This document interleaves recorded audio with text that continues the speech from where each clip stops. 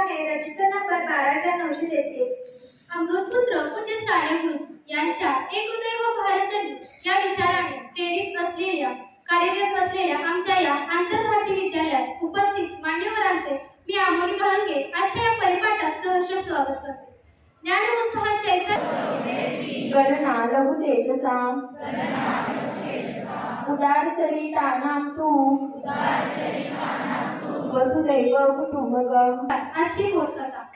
जीवशास्त्राचे शिक्षक सुरवंटाचे फुलपाखरू कसे होते हे विद्यार्थ्यांना समोर सुरवंटाचे कोश ठेवून समजावून सांगत होते.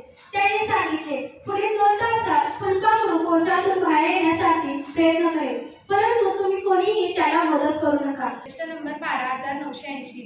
आजचे चिंतन. मानवी जीवन खूप सुंदर आहे. आपण आपले जीवन सर्वोत्तम करू शकतो. त्यासाठी कठोर परिश्रम, दृढ विश्वास, मनात प्रेम भावना बाळगली पाहिजे. So what? Mana, do you know, is our best friend, and that Bunny was the best friend, not only for us to play, but for birds also. Oh, very sad. आणि some white trees are important for us. आजचे पुस्तक परिचय. पुस्तकाचे नाव आपण जिंकू शकता. लेखक शिव खेडा.